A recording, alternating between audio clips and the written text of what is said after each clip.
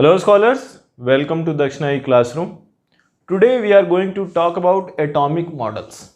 Now before we jump into what is in your syllabus, let us understand some context.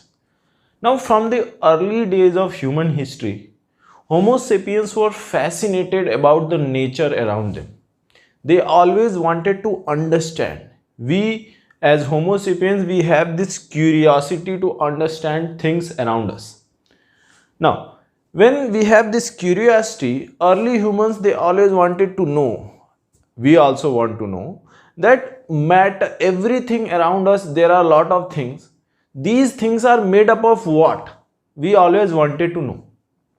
So the earliest concept was that if you take a brick, like if you take in the early history, if you take a stone, then if you start breaking the stone, if you keep breaking, you take 1 kg stone, one big stone, you break it into two parts, you get two parts, you break it into four parts. If you keep on dividing the stones like this, ultimately you will reach a point where you will get a particle which can no longer be divided, and that will be the smallest particle in existence. So that tiny particle, that smallest particle, we always wanted to know what is that tiny particle. What is that tiny particle is made up of? How it behaves. That was our intention. We always wanted to know that. Now, in today's lecture, we will talk about how our understanding of that tiny particle, that tiny smallest particle which makes everything around us, we will take a look at how our understanding of that tiny particle has changed over a period of time. Now you may ask, sir, if we already know what that tiny particle is, why do we need to know what was thinking of earlier humans? What was the thinking or what was the theory 200 years before? We need to know our evolution of understanding is because we get to know how scientists were doing experiment, how they performed, how they explored into unknown. Now one day, someday you may also get to become a scientist, you may invent something, you may discover something. So we understand history, we learn history of scientific progress because it tells us how previous generation, how our forefathers discovered new phenomena, how they thought and what was their thought process. So in today's lecture, we will take a look at how our understanding of that tiny smallest particle has changed over a period of time. So before we start that journey to take a look at the history of atomic models, let us first take a look at the subtopics which we will talk about in today's lecture. So first topic which we will talk about will be Dalton's atomic model. Now we will discuss these in detail in the later time, but first we are just listing down what are the topics which we will discuss. So first we will discuss Dalton's atomic model.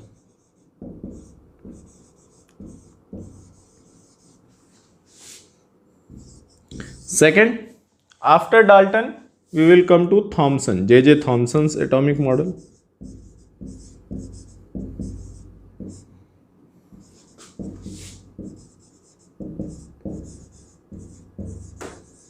After J.J. Thomson, we will come to Rutherford's alpha particle experiment or gold foil experiment. Both are true, whichever name you can use. So we will write gold foil experiment.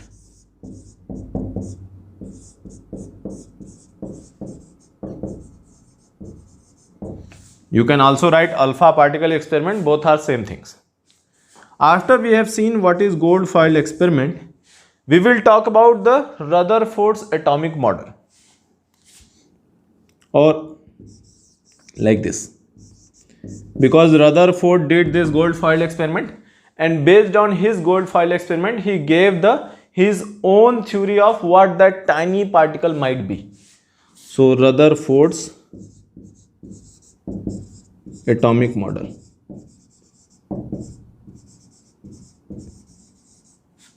Now, as I was telling you, it is a history of our understanding of that atomic particle. Now, if first model was perfect, then there would be no need of second model. If second model was good, there was no need for third model. And our understanding evolves. So there must be something missing from this model. That is why we needed next model. So next topic which we will talk about, what were the drawbacks? What were the fault in Rutherford's model? So what were the drawbacks of Rutherford's model?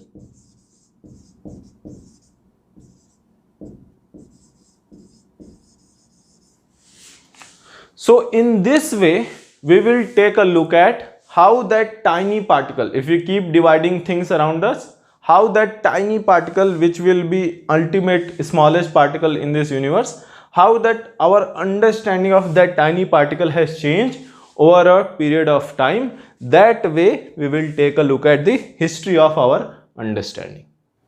So while many people had proposed what this smallest particle should be and what can it look like, how it may behave, John Dalton was the first to scientifically study that smallest particle, to have done experiments and to propose a scientific theory what that tiniest particle might be. So according to John Dalton's model, the tiniest particle, according to John Dalton's model, everything around us is made up of this tiny particle which is indivisible. So according to John Dalton, matter is made of tiny indivisible particles named atoms. Now John Dalton named his tiny particles atoms. Now this atom word, it was not John Dalton's own word. This atom comes from Greek word atomos, meaning undivided. So that was very clever use of Greek words by John Dalton. Now, according to John Dalton said that this tiny particle has no internal structure. This is just a solid ball. There is nothing inside. There is no internal structure. It is a very small solid ball, that is your atom. So there is no internal structure of atom in Dalton's theory.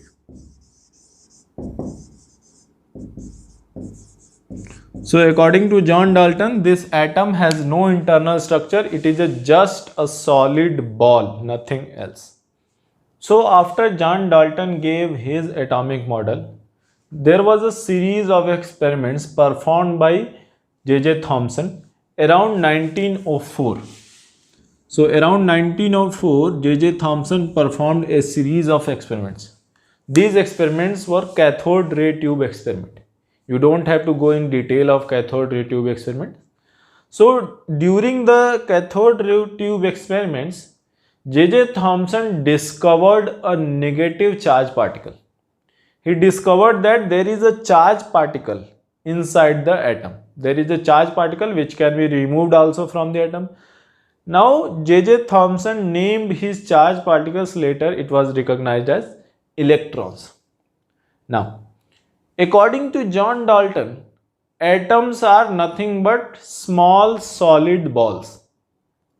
But there was a charge particle.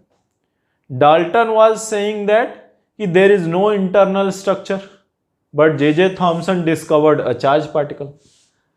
Now, his cathode ray tube experiment observations and discovery of electron, it was not fitting in the Dalton's model. Dalton model was not able to explain the observations of cathode ray tube experiment and more importantly discovery of a charged particle. So obviously there was a need of a new atom. New atomic model was needed. So what is this new atomic model? This new atomic model was proposed by J.J. Thomson. Now let us take a look at what were the properties of this new atomic model. Now, first thing first, it was known that atom is overall neutral, that overall it should be neutral. Now, if you have discovered a negative charge particle, so how it can be neutral? So what J.J. Thomson did is, remember, only a negative charge particle was discovered. Opposite charge particle, that is positive charge particle, was not discovered at that time. So he said that, okay, see, if there is no positive charge particle is discovered, then let us take that positive charge is uniformly distributed throughout the atom. So the first property of Thomson's model will be that positive charge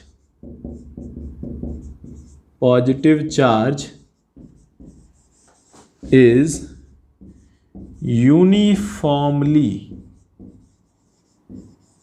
distributed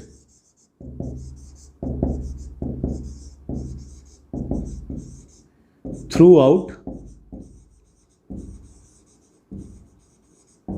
the atom. Meaning positive charge is not at one place. There is no positive charge particle. Entire positive charge is distributed throughout the atom. Now what about the negative charge? If the positive charge is throughout distributed, then what happened to the negative charge? So according to J.J. Thomson, negative charge particles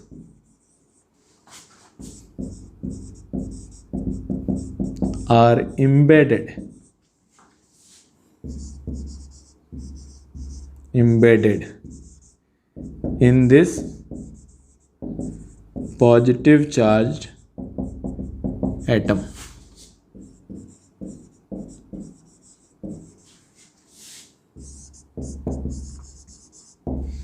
Here you can see a diagram of J.J. Thomson's model. You can see that red color, entire positive charge is distributed throughout the atom, and negative charge are uniformly distributed throughout the atom. One charge particles are like this distributed. In order to better understand this, he gave an example of plum pudding. Plum pudding like cake.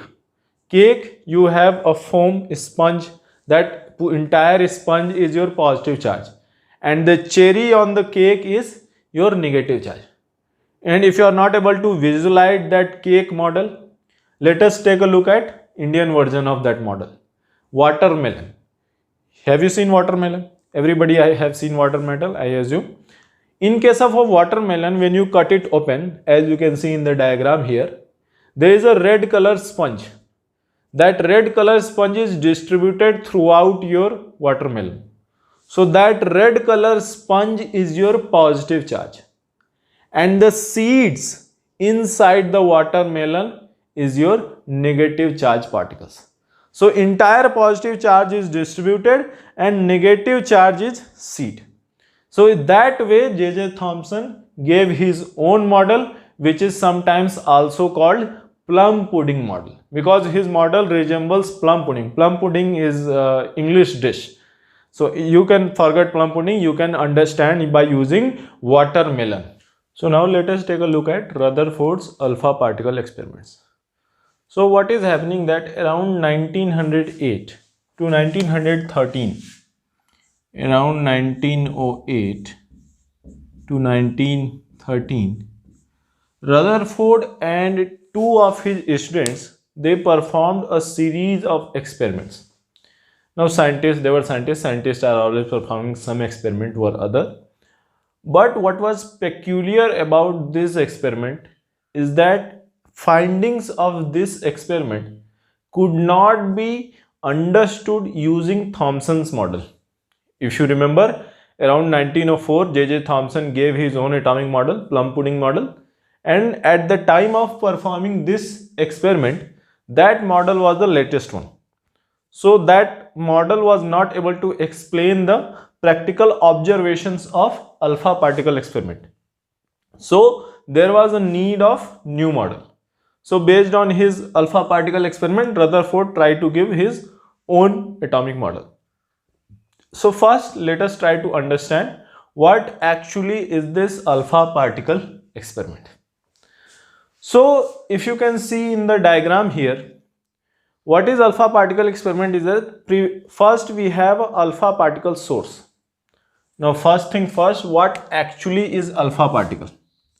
Your alpha particle is nothing but a doubly charged helium ion. What is helium? 2 atomic number, 2 protons, 2 neutrons. So 4 atomic mass unit mass. So helium atom doubly charged. Meaning you have removed both of the electrons of helium.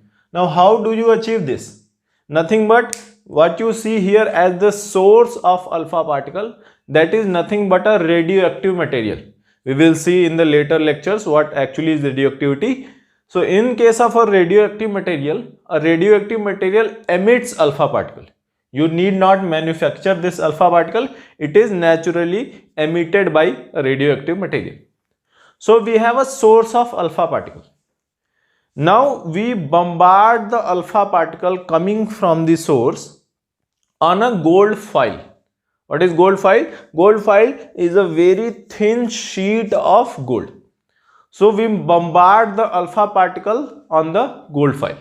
Now if you see, there is a circular detector. There is a detector like this. Why do we need a circular detector? Because so that any direction alpha particles go, we should be able to detect. How do we detect? When after passing through gold foil, alpha particles collides with the detector, it glows. The detector, the sheet, zinc sulfide sheet, that glows. So we can observe that glow, and based upon glow we can tell what number of alpha particle or how many alpha particles are colliding at what point of sheet. So that is your alpha particle experiment. There is a source of alpha particle. Alpha particles are coming out from the source, bombarded on the gold foil. After gold foil, they collide with the detector sheet. Detector sheet glows, and based on the glow, we can tell at what point how many alpha particles are colliding. Now, what were the observations that were so radical that they had to invent a new atomic model? So let us talk about the observations of alpha particle experiment. So first observation. Now if you see in the diagram here, in a gold foil, atoms are arranged as you can see here. When alpha particle passes through gold foil, it is going through a lot of atoms. What were the observations? First observation was that most of the alpha particles, almost 99.99% alpha particles were able to pass through. If you look in the diagram here, almost all of the alpha particles are able to pass through the metal lattice of gold atoms. So since most of the atoms are able to pass through, what is the observation? What is the conclusion you can draw? So first let us write the observation that most alpha particles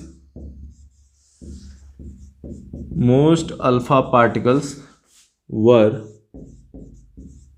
able to pass without any deviation.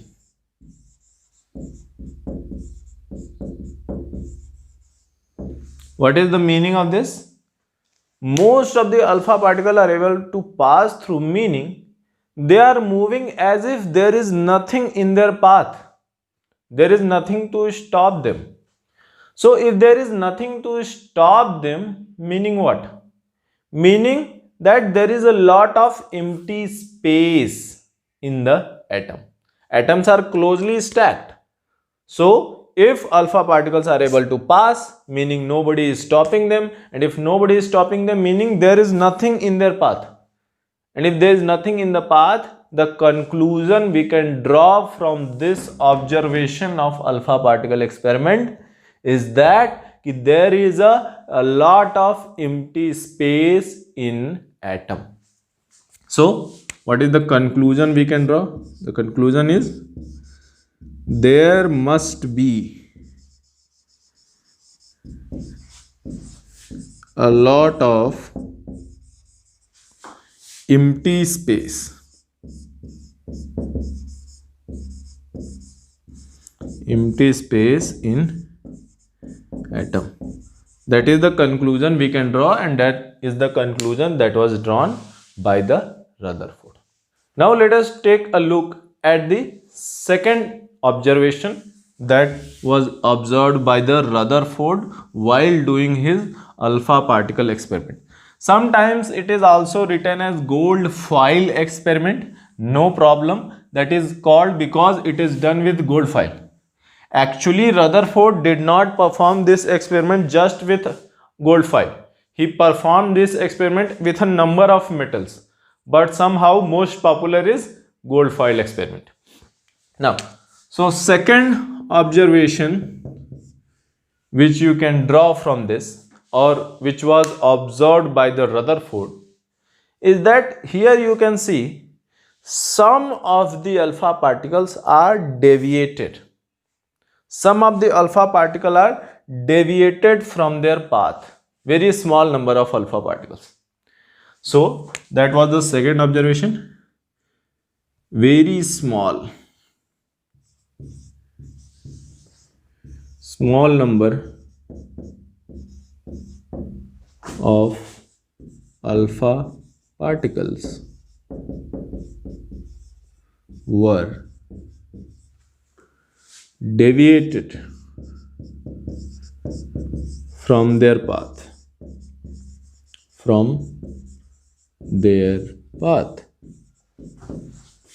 by a small angle.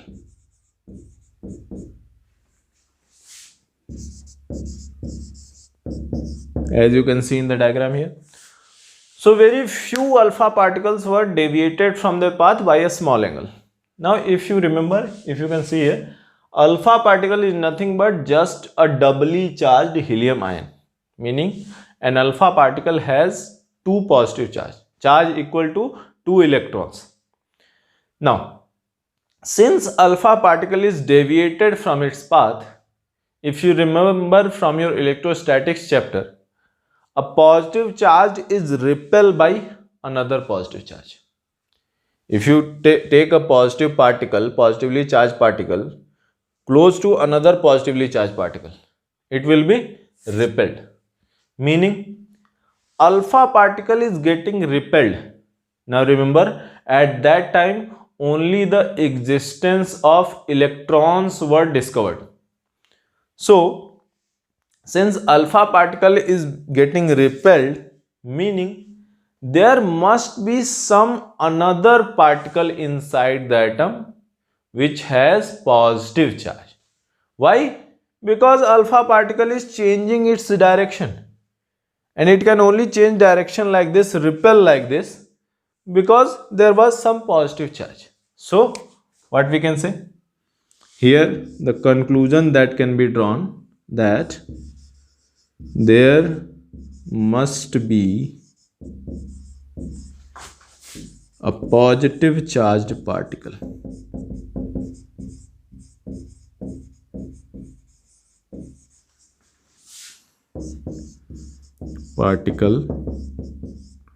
inside the atom. That is the second observation that we can draw, and the same observation was drawn by the Rutherford. Now, the third observation, which was very important, and Rutherford is credited for that, was that very few number of alpha particles. If you look in the diagram, a very small, like in the diagram, only one alpha particle, a very few alpha particles were deviated or deflected by more than 150 degree. So the third observation, that a very minuscule number of alpha particles. Now initially Rutherford thought that this is a observational error, that this small number we are getting, that is getting reflected, that must be error in the experiment. That is why they performed this experiment repeatedly with different metals, but every time they got the same result. So what was the observation? A very minuscule. What is the meaning of minuscule? Minuscule means a very small number, meaning around 0.0001%. A very minuscule number of alpha particles were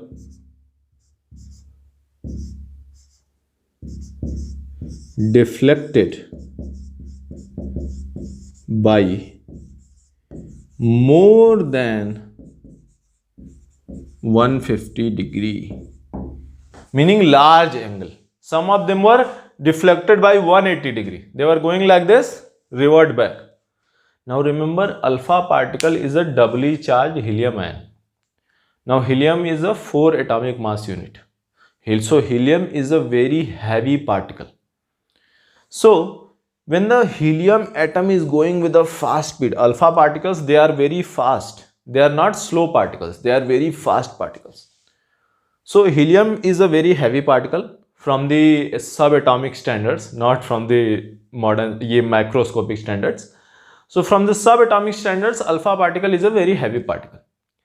Now alpha particle is a heavy particle, is going with a very fast speed. Now if you remember your laws of motion chapter or momentum chapter, if a heavy particle is moving with very fast speed, it will have very high momentum. And if it has high momentum, then again suddenly what is happening? Its momentum is reversed. It is deflected by more than 150 degree. Now how it can be deflected by more than 150 degree? It can only be deflected by more than 150 degree if it makes a collision with something heavier than itself, or with something which is having a lot more momentum than alpha particle itself. So, but the gold foil was at rest like this. They held the gold foil stationary.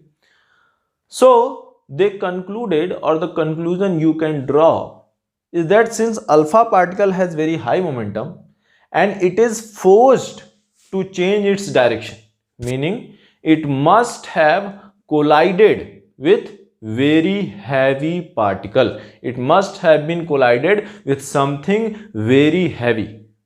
Why very heavy? Because there is only electron, other particle known as electron. Electron is very small particle. Electron cannot force an alpha particle to change its direction. So the observation you can draw from this, that, and another observation, one observation, that very minuscule number of alpha particles were deflected. So one conclusion is that there must be a very heavy particle. Second conclusion that you can draw is, now see, there are very minuscule number of alpha particles which were deflected. Now see, if that heavy particle which we are talking about inside, if that was big in size, if its size was very large, then a lot of alpha particles should have been forced to turn back, should have been forced to revert their direction. But a very minuscule number of alpha particles happened like this. They turned more than 150 degree. Meaning that whichever particle they are colliding with, that particle should be very small in size. So there must be a heavy particle and that particle should be very small in size. So what is the conclusion you can draw from this observation? The conclusion you can draw is that there must be a very tiny particle,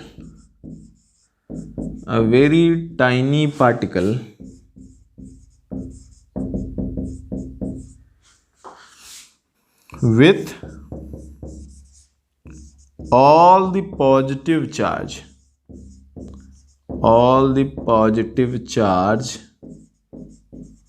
of atom, and remember it is very heavy. So what you will write? And almost all of the mass of atom, meaning that positive charge particle which is first diverting the alpha particle, then it is then forcing the alpha particle to divert back more than 150 degree, that must be very tiny. Why very tiny? Because very minuscule number of alpha particles are experiencing this. If it was large, a large number of alpha particles, not minuscule, a lot of alpha particles must have turned back. But since very minuscule number of alpha particles experience this, that is why very tiny particle. And positive charge, alpha particle is positive. If that particle is also positive, so it will repel the alpha particle reverse back. And why almost all of the mass of the atom? Because alpha particle itself is very heavy. So to turn back alpha particle, that particle must be very heavy.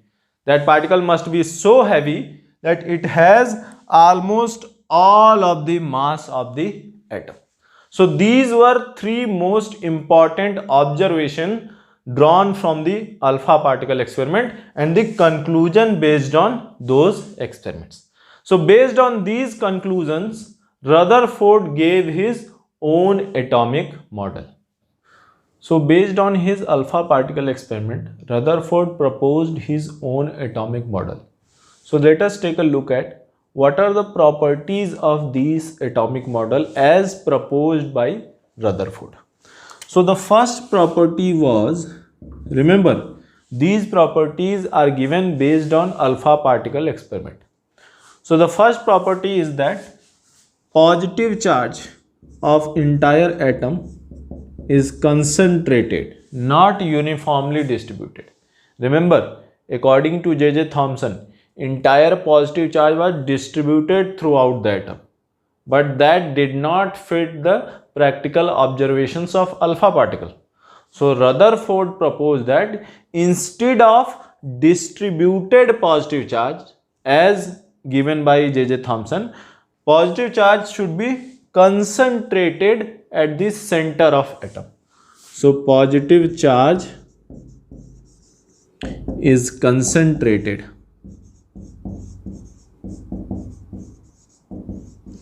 at the center of atom.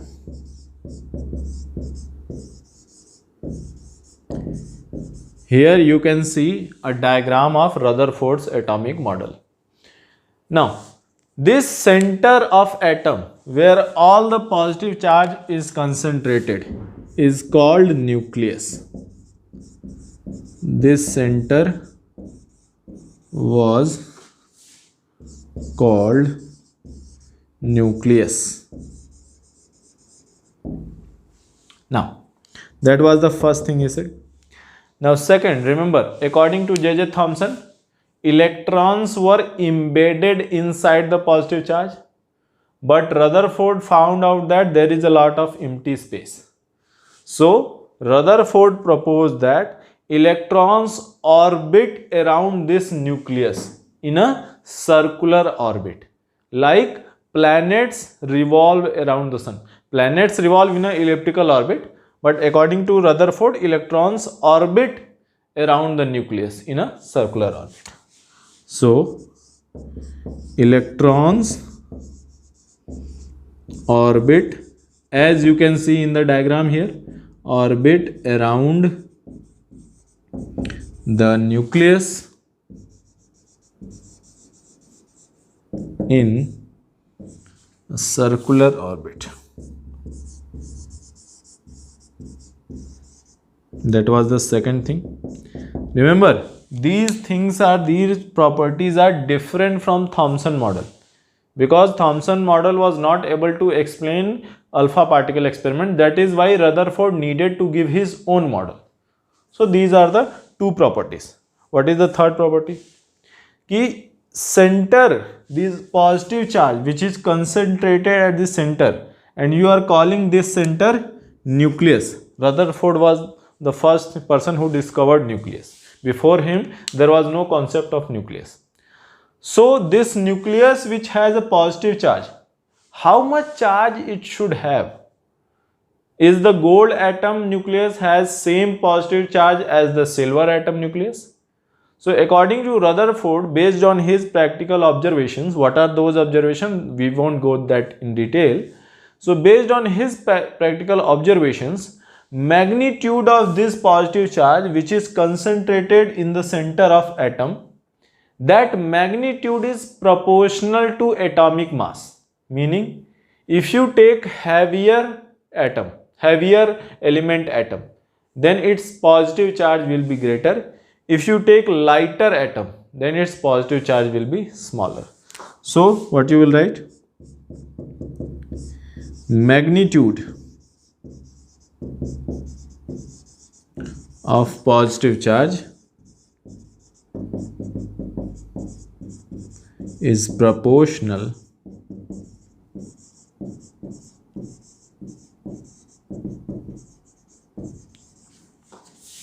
to atomic mass. Heavier element, more positive charge; lighter element, less positive charge. Like he also said that this tiny nucleus, this nucleus is very tiny. It is almost negligible size when compared to atom. How negligible? So based on his alpha particle experiment, Rutherford did some calculation. What were those calculations? We won't go in that many details. So he also said that nucleus is very small. How small? Nucleus is almost 10 to the power 5 times smaller. You can see in the diagram here how small is the nucleus, times smaller than the atom.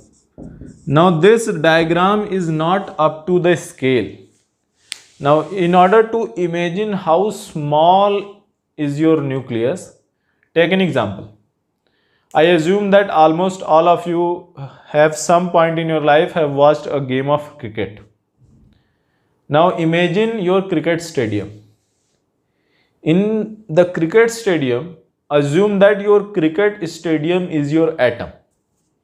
Now how small do you think your nucleus should be? Your nucleus is as small as if you take a grain of sand.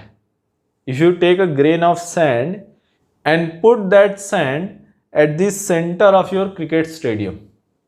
So your cricket stadium is your atom and that grain of sand is your nucleus. That's how small it is. So nucleus is almost 10 to the power 5 times smaller than the atom. Now in that way, Rutherford put his atomic model. You can see in the diagram, electrons are revolving around the nucleus. Now one more very important aspects of Rutherford's atomic model is that when electrons are revolving around the nucleus, now since they are revolving in a circular orbit, they must have a radius. So according to Rutherford, there is no restriction that what can be the radius of electrons. Electrons revolving around the nucleus can take any radius. So electrons revolving around nucleus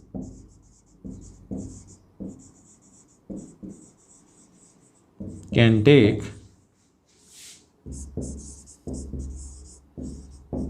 any radius. Meaning there is no restriction that radius of the electron should be this much. They can have continuous radius, meaning if one electron can be here, one can be here, one can be here, one can be here, one can be here, and so on. So electrons can revolve whichever way they can. So whichever way electrostatic forces allow, they can revolve. There is no restriction that what should be the radius of electron. This is very important. We will see how it is very important further.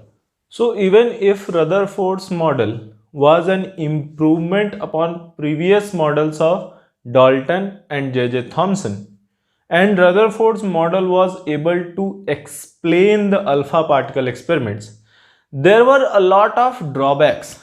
There were quite a lot of drawbacks which Rutherford was not able to explain.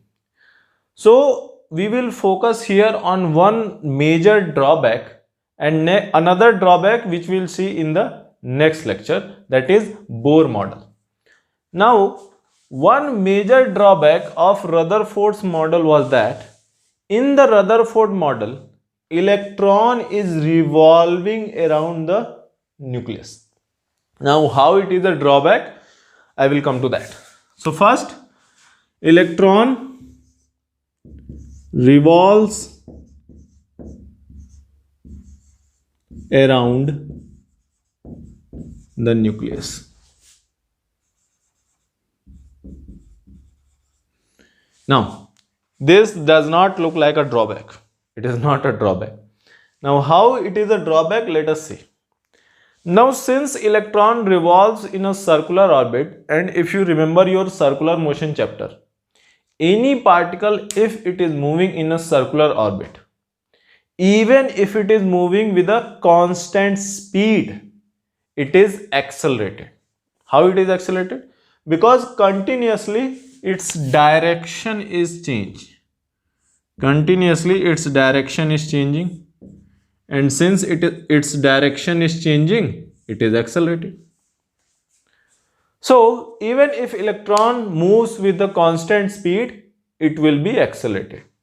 And who is applying that force? If there is acceleration, there is a force. So who is applying that centripetal force required to accelerate the electron? Remember, nucleus is positive charge, electron is negative charge. There is an attraction force between them. So this attraction force, m, mass of electron, speed of electron square divided by radius r, that is the force provided by nuclear electrostatic force, attraction force. Now, this also does not look like a drawback in itself, but when you combine Rutherford's model with classical electromagnetic theory, you will read about this theory in the other chapter. So according to classical electromagnetic theory or Maxwell's electromagnetic laws, when you accelerate a charged particle, so when you accelerate a charged particle, that accelerating charged particle will emit radiation. What kind of radiation? Electromagnetic radiation. So electron revolves around the nucleus, meaning it is an accelerating charged particle. And since it is an accelerating charged particle, it should radiate energy. Should radiate energy. In the form of what? In the form of electromagnetic waves. Energy by, according to, you can write, according to Maxwell's laws. capital M, let's write Maxwell's laws. So according to Maxwell's laws of electromagnetic radiation, it should lose electromagnetic wave if it is a accelerating charged particle. Here electron is a charged particle, and since it is moving in a circular motion, it is also accelerated. So since electron is accelerating charged particle, it should radiate energy according to Maxwell's laws. Let us write this as capital M. Now again, still it does not look like a drawback. Now here is the tick. If it is losing energy, you should have studied it in the gravitational chapter. You must have studied it. You must have seen that if a satellite is revolving around the earth, and if you start decreasing the energy of satellite, so if the energy of satellite starts decreasing, then what happens? Then if you remember, radius of the satellite, distance of the satellite from the center of the earth, that also starts decreasing. How it is that? If you remember, total energy here, total energy of the electron, I can write as minus of, in case of satellite, what you write? In case of a satellite around the earth, what you write? Minus of capital G, capital M, small m divided by 2 times radius. That is the total energy of a satellite. And on the similar way, I can also write total energy of electron. What is the total energy of electron? Minus of K times charge on nucleus. Let us say charge on nucleus is Q and charge on electron is E, divided by 2 times radius. So that is your total energy of electron. Now if I decrease, if electron is losing energy, its total energy is decreasing. So if the total energy is decreasing, what should be the effect on radius? Now remember, it is a negative value. Now, what is the meaning of decreasing the negative value? For example, minus 5 and minus 2. Which one is greater? Minus 2 is greater, minus 5 is smaller. Meaning, if you want to decrease this value, if you want to decrease this total value, its magnitude should increase. Reverse. If you want to decrease a negative value, you should increase its magnitude. So if you remove this minus sign, then this is the magnitude. If you want to decrease this value, magnitude should increase. Now, this charge on nucleus is a constant. Charge on electron is a constant. This K is a constant, 9 into 10 to the power 9. This 2 is a constant. Only radius is variable. And if you want to increase its magnitude, then what you have to do? You have to decrease the radius of the electron. So what is the effect of emitting radiation by electron? Its radius should decrease. So its radius should continuously, because emission is continuous, so radius should also continuously.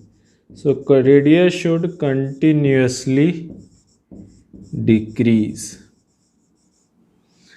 Now, still it does not look like a drawback. So what is the effect of decreasing the radius? Now here electron is moving here in this radius. Now if radius starts decreasing, then what will happen? So radius will continuously decrease slowly. So radius will decrease, continuously decrease, and ultimately electron will spiral and fall into the nucleus. So continuous decrease of radius, electron ultimately fall into the nucleus. Like if you decrease the radius of a satellite, ultimately it falls on the surface of the earth.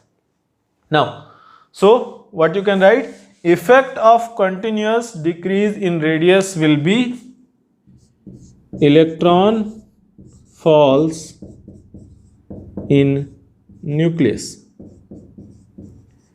Now, what happens when an electron falls in the nucleus? Electron is a negative charge, nucleus is a positive charge. So they combine and there will be an explosion. Meaning that your atom will cease to exist. Atom will destroy itself. Meaning according to Rutherford combined with Maxwell's laws, Rutherford's atom should exist only for a very short period of time. This process is very fast. So according to Rutherford and Maxwell, atom should exist for a very short period of time, and ultimately all the atoms, all the material in the universe should destroy itself. If that were to happen, we would not be here to study about this, right? So obviously that does not happen. Meaning Rutherford's model was not fitting in the electromagnetic theory given by Maxwell's laws. So Rutherford was asked, okay, so if electron does not emit radiation, because if it emitted, it would have destroyed the nucleus. But obviously that does not happen, meaning electron in your orbit is not radiating emission. So Rutherford was asked, why electron in your orbit is not emitting radiation?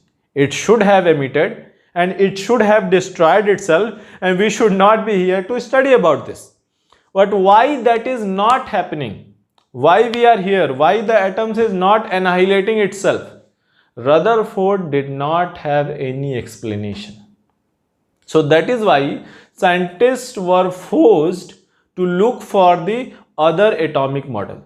They were forced to look for the answers that why electron in the orbit, which is an accelerating charge particle, why that accelerating charge particle is not emitting radiation. Why that charge particle is not following Maxwell's electromagnetic laws. So that question was not, Rutherford was not able to answer that question. And that question was ultimately answered by Niels Bohr. So in the next lecture, we will talk about Bohr's atomic model. Until then, you keep revising your topics and try to solve as many questions as you can.